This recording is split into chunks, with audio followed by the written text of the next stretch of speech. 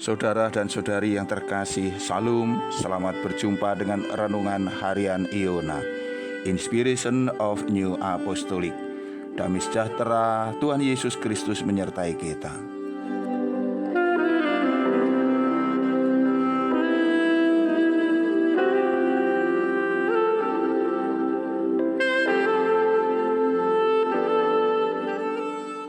Kita akan membaca Kisah Para Rasul pasal 8 ayat yang ke-31. Jawabnya, bagaimanakah aku dapat mengerti kalau tidak ada yang membimbing aku?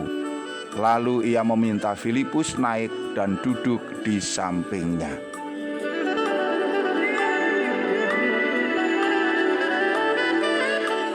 Saudara dan saudari yang terkasih, nas yang baru saja dibacakan diambilkan dari sebuah kisah pertobatan atau pembaptisan seorang sida-sida dari tanah Ethiopia. Kita akan membaca secara lengkap kisah ini yang tertulis di dalam Kisah Para Rasul 8 ayat 26 sampai dengan 39. Sida-sida dari tanah Ethiopia. Kemudian berkatalah seorang malaikat Tuhan kepada Filipus, katanya, bangunlah dan berangkatlah ke sebelah selatan menurut jalan yang turun dari Yerusalem ke Gaza. Jalan itu jalan yang sunyi. Lalu berangkatlah Filipus. Adalah seorang Ethiopia, seorang sida-sida, pembesar dan kepala perbendaharaan Sri Kandake, ratu negeri Ethiopia yang pergi ke Yerusalem untuk beribadah. Sekarang orang itu sedang dalam perjalanan pulang dan duduk dalam keretanya sambil membaca kitab Nabi Yesaya. Lalu kata Roh kepada Filipus, pergilah ke situ dan dekatilah kereta itu. Filipus segera ke situ dan mendengar sida-sida itu sedang membaca kitab Nabi Yesaya. Kata Filipus, mengertikah Tuhan apa yang Tuhan baca itu? Jawabnya, bagaimanakah aku dapat mengerti kalau tidak ada yang membimbing aku? Lalu ia meminta Filipus naik dan duduk di sampingnya. Nas yang dibawanya itu berbunyi seperti berikut. Seperti seekor domba, ia dibawa ke pembantaian. Dan seperti anak domba yang keluh di depan orang yang menggunting bulunya, demikianlah ia tidak membuka mulutnya. Dalam kehinaannya berlangsunglah hukumannya. Siapakah yang akan menceritakan asal-usulnya? Sebab nyawanya diambil dari bumi. Maka kata sida-sida itu kepada Filipus, aku bertanya kepadamu, tentang siapakah Nabi berkata demikian? Tentang dirinya sendiri atau tentang orang lain? Maka mulailah Filipus berbicara, dan bertolak dari nas itu, ia memberitakan Injil Yesus kepadanya. Mereka melanjutkan perjalanan mereka dan tiba di suatu tempat yang ada air. Lalu kata sida-sida itu, lihat, di situ ada air. Apakah halangannya jika aku dibaptis? Sahut Filipus, jika Tuhan percaya dengan segenap hati, boleh. Jawabnya, aku percaya bahwa Yesus Kristus adalah Anak Allah. Lalu orang Ethiopia itu menyuruh menghentikan kereta itu, dan keduanya turun ke dalam air, baik Filipus maupun sida-sida itu, dan Filipus membaptis dia.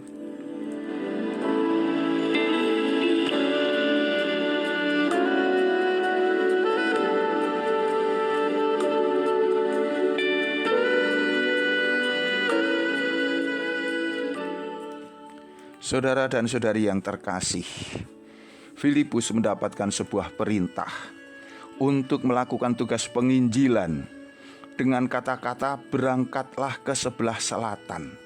Alkitab mengatakan itu adalah sebuah jalan yang sunyi. Bisa jadi itu adalah sebuah padang gurun atau padang belantara. Tetapi di sana Filipus dengan kerendahan hati mengikuti apa yang menjadi petunjuk Roh Kudus. Ia tidak bertanya, Tuhan, bukankah aku ini seorang penginjil? Mengapa engkau mengutus aku ke tempat yang sunyi?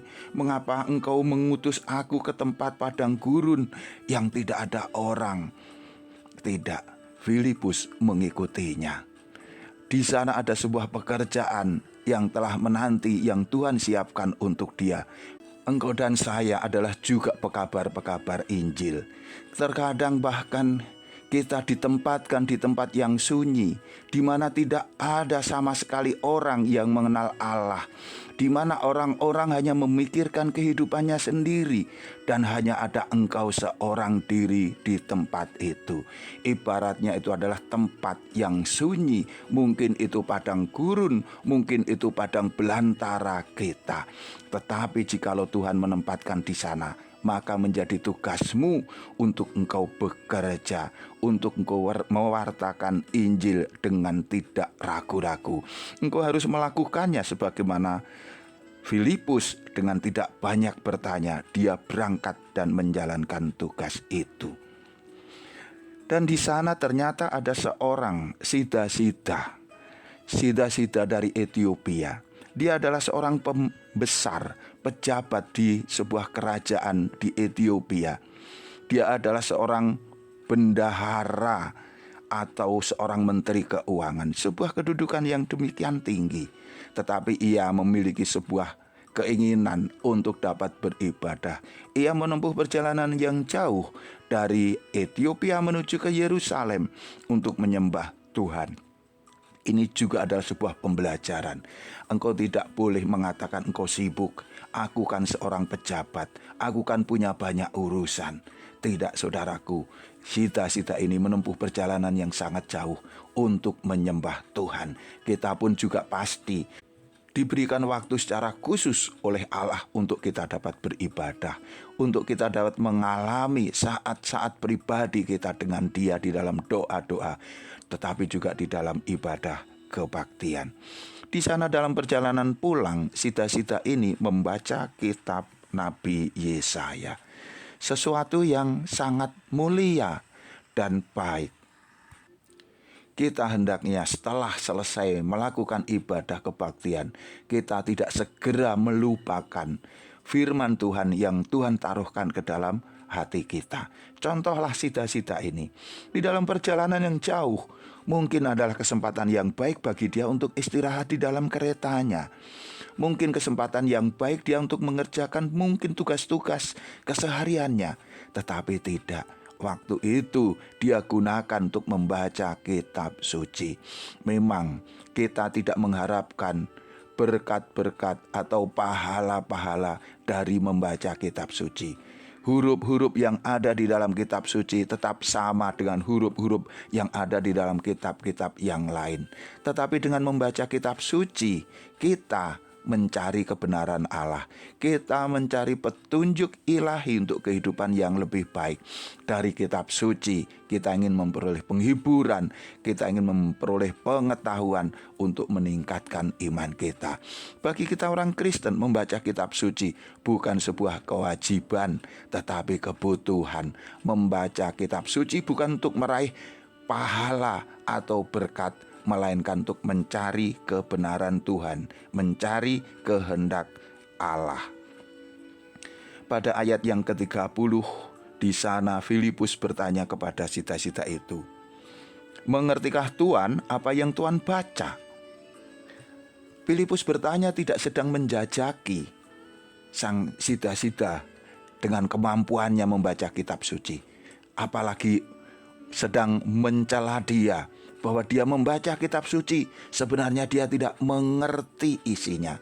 Melainkan Filipus sedang menawarkan bantuan. Dan itu terlihat di dalam pembicaraan selanjutnya. Sida itu begitu ramah menyambut Filipus yang bahkan belum dia kenal sebelumnya.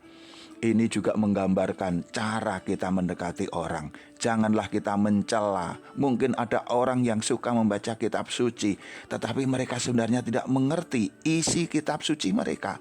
Mereka gemar membacanya. Kita harus mendekati dia dengan hati. Kita menawarkan bantuan untuk mereka dapat mengerti kebenaran.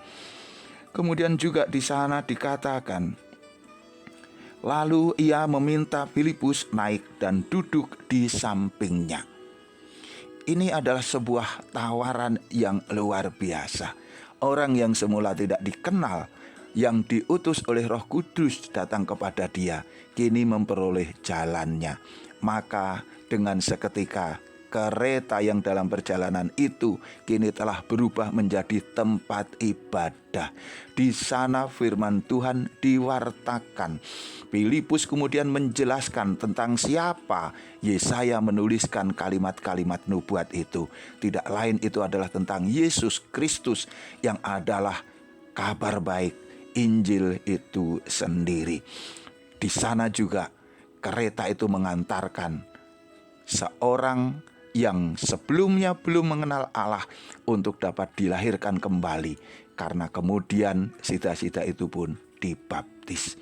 Saudara dan saudariku yang terkasih, kisah yang sangat indah, sangat menarik, yang hendaknya menjadi dorongan bagi engkau dan saya untuk kita juga dapat melakukan tugas penginjilan kita dengan rendah hati, dengan bersahabat, dengan menghargai orang lain, dengan mendekati mereka dengan kasih.